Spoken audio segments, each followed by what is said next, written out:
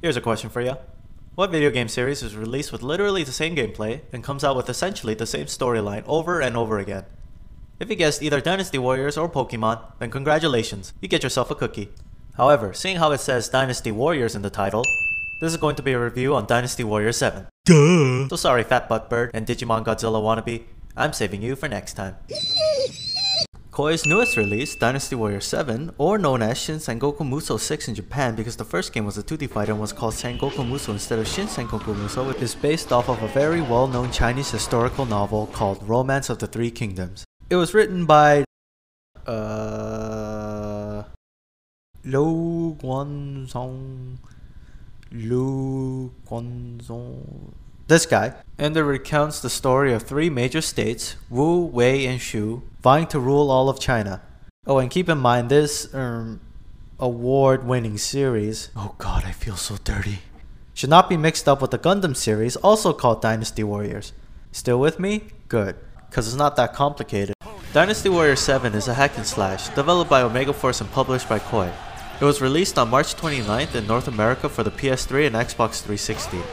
However, unlike in North America, it's actually pretty popular in Japan, where it gets decent reviews and sales. It also has 3D support, but I don't know what you'd want 3D for. It's not like there's anything memorable that you want jumping to your face. In that case, I'd better keep training.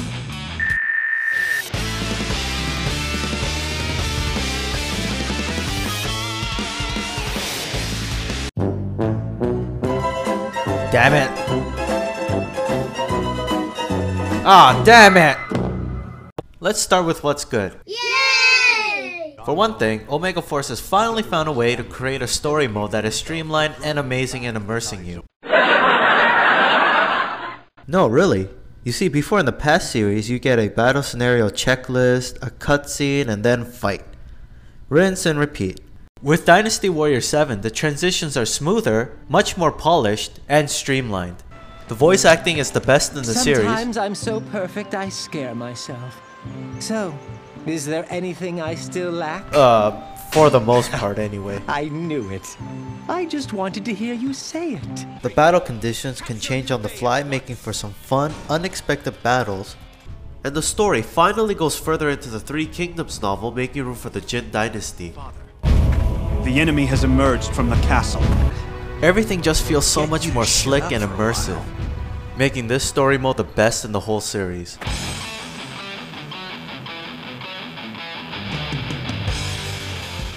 Initially, I was worried about the uniqueness of each character since there were so many this time around.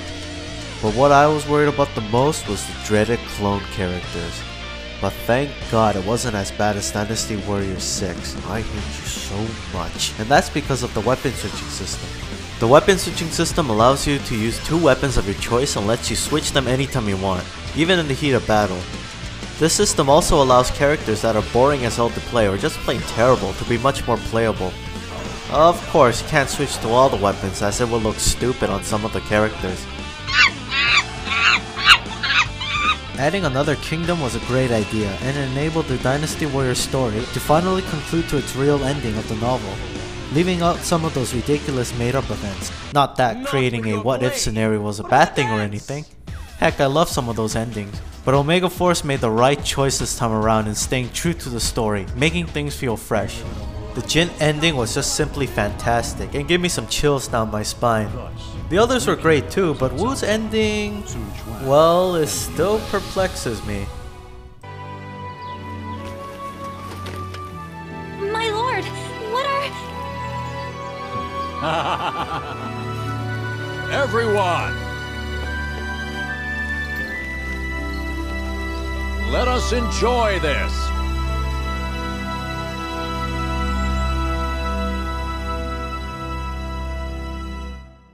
Battles haven't changed much, like at all. You still mash the square X button multiple times to use your normal attack, triangle Y button for your strong attack, otherwise known as a charge attack, or you can mix the two alternately for a normal charge attack that can do massive damage to your enemies. You also have a circle B button you can use for your Musou, which is basically a super move, a lot of them being really silly and absurd. and of course XA button to jump.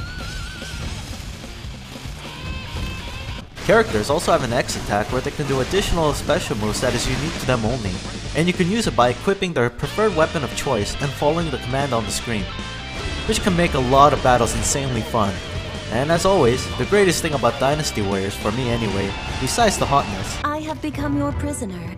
I offer everything, both body and heart, to you, my lord. Yes! is how many enemies you can take out in one blow. There's just something so satisfying about facing a huge group of enemies all by yourself and raking in thousands of kills. Now, the removal of free mode pretty much sucked, and it got some fans angry. But what they gave us instead was something called Conquest Mode. Conquest Mode is basically a glorified Empires mode. You know, those expansions. Like the Empire games, Conquest Mode has some RPG elements. You get party members, develop bonds with them, Yes! acquire loot, purchase weapons, and get animals. Which I don't care for all too much. Falcon Punch! Conquest Mode is also great because of some characters' defining moments were snubbed off from the story mode. Like when Zhang Hui teamed up with Jiang Wei and rebelled against Wei after Shu surrendered.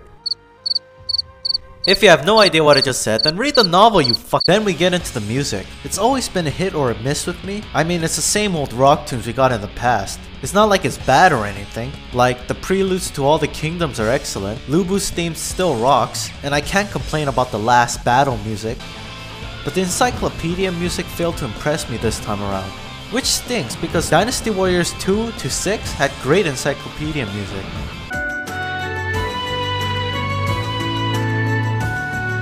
Of course, music is always subjective, so I can't really comment on it too much. Plus, I might like music you all hate or something. Okay, am I missing anything? Oh, we have an online feature this time around, and it's in Conquest Mode. It's basically the same thing as an offline co-op experience, with a few key differences, like drop shares, no split screen, and no conflict when your teammates take your drop. So with all the good out of the way, now let's get to the bad. Oh boy, where do I begin? Oh, I know. Dynasty Warriors 7 is the grindiest Dynasty Warriors game I have ever played. Ever. Everything about it ends up being a grind. Leveling up your attributes are a grind, leveling up the seals are a grind, bonding is a grind, acquiring the skill points are a grind. Hell, even the scholar questions are a grind. To be fair, games with RPG elements tend to be grindy in nature, but as a Dynasty Warrior series, it goes a bit too far from the rest. For example, do you know what the max stat for each character is? The life, attack, and defense equal to 1000. And that's for each attribute, making it 3000 altogether. Like in all the Dynasty Warrior games, in order to increase those stats, you have to beat enemy generals and get their drops, being +1, +2, +4, and +8. To put in perspective, let's take a fresh starting character. He starts with 280 attack. If you use this character on a level with the highest difficulty on a hard setting, then we will get attack ups with +4s or +8s. If we use this character and started farming for attack ups, we can use an average of +6 and use this easy calculation. We find out that it'll take us 120 general kills that, keep in mind, only drop attack boost to hit that 1000 mark. It's going to take a while, but all we have to do is make sure to grind on a hard level and on a high difficulty setting, just like the rest of the games. At least, that's what I wanted to say, but I can't. You know why? Because Conquest Mode doesn't have +8 drops. You can only find them in story mode, which would have been fine, but you can't use any other character except the one associated with that level. It's total why the +8 isn't in Conquest Mode. And you know what else is? The difficulty setting doesn't have anything to do with drops. The only thing playing on the hardest difficulty does is give you more fame and maybe a stat boost or money depending on the level you're playing. Okay, more money is good. You can buy weapons, animal support, and have characters fight alongside you. Nothing more pleasurable than fighting by yourself. As for fame, it affects character bonds and type of weapons you can get. But both are easily obtainable through playthroughs. So essentially, fame is nothing. It's useless. It's just there for show and for trophy achievement whores.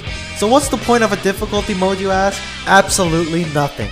Because unlike in the past Dynasty Warrior games, or even any other games for that matter, where a higher difficulty setting usually netted you a higher reward, Dynasty Warrior 7 instead the players and gives you the finger for your efforts. You didn't have to be so mean! That's not even the worst of it. In order to get any attribute number over +1, you're going to have to combo an enemy general by either getting more than 8 hits for a +2 or more than 16 hits for a +4. And no, I'm not saying this method sucks, because it doesn't. I actually like this method. But instead of using the system effectively, Omega Force it up in every way possible. Mainly due to the fact that if you want to notice any sort of progression for your character, it forces players to combo at all times. And if you don't, it penalizes you by giving you the lowest attribute possible. And remember, difficulty doesn't factor in on this, only its level, but even that doesn't guarantee good drops. So even if you're going for that high combo, you better know which level has what, or you ain't getting It's like, do you remember the South Park episode where Stan, Kyle, Kenny, and Cartman killed boars to level up? In that World of Warcraft episode? Well, this is what it feels like, except imagine that these boars take more than one hit to kill, and that you have to do it with more than one character. Yeah! Win! Honestly, the person who messed up this system needs to be fired or get eaten by a pack of wolves. Because if it were me, I'd make it so that there are at least more attribute variables and higher ones than +8. But only let the highest one be obtainable by comboing. And if players didn't, depending on the difficulty setting they were on and the level itself, you can still get something decent and fair. This way, it creates an initiative for players to go after the high combos and at the same time doesn't penalize them for not doing so.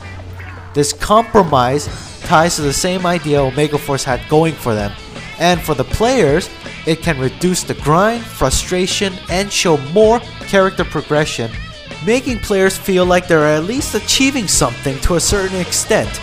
Unlike the method we get now where it's basically saying F you, get a high combo, do it for every single general, or you ain't getting you loser. Strategy to go it alone.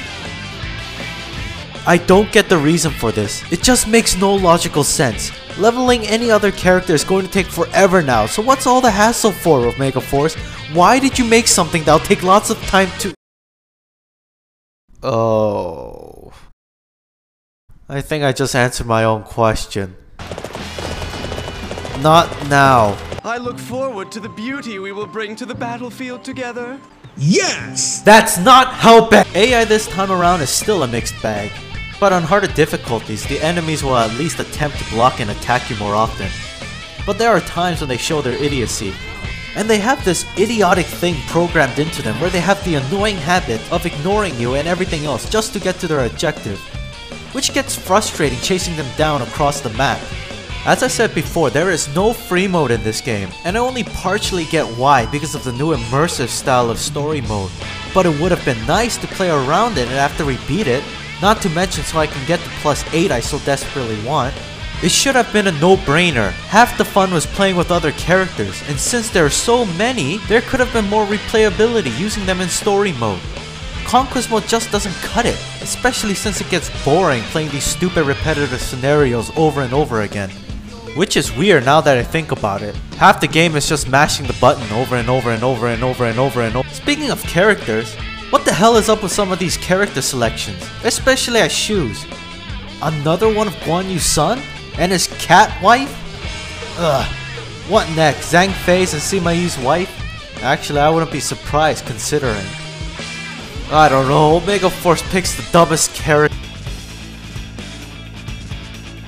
Who the hell is this? I can appreciate the male to female ratio getting evened out. But come on, this is a historical game. Can't we have more realistic... You know what? Forget it. At least it's turning less into a sausage fest. General, your proud spirit will live on in my breast. Lastly, I want to talk about something that really ticked me off. I was going on and on about how great the story mode is. But there was one omission from story mode that I found confusing. And that was the lack of co-op. The story is done great, and it's something I want to play with my friends. Sure, you have Conquest Mode with its offline online mode, but Conquest Mode sucks balls compared to story mode. So why is this feature gone when it's been one of the few cool things about this series? There are plenty of other characters the second player could have been, and if you didn't want certain characters to be used, then don't let them. As for the intro parts, just put the second player on standby till the match starts. Easy, Koi! If anyone tries to give me an explanation for this that is bullshit, or try to defend this with stupid reasoning, then I swear to God I'll tear you limb from limb. Because this could have been done. God damn it! You know, from the revamped story mode, to the kick-ass narrative, to the huge character roster, getting back to the crazy weapons, and having a sexy cast, I was hopeful. However, to the lousy grinding experience, frustrating mechanics, stupid AI, repetitive missions, no co-op in story mode, hacked on tutorials, and getting trapped in open spaces where I can obviously pass, this game comes off as another typical repetitive Dynasty Warriors game. Oddly enough, for all my bitching, I would still recommend it to the fans, and even those that want to dip their toes in it for the first time. Say what? And I guess that's the problem. Koi pumps out these games because they know idiots like me will still buy them, even if the improvements are small. But again, story mode alone is great. And although I do have my frustrations with the game's mechanics, no one is forcing you to 100% the game. It's still a Dynasty Warriors game, but it does enough to prove itself to be the best in the series. Just stay away from it if you're a completionist. Plus, it's still way better than Dynasty Warriors 6.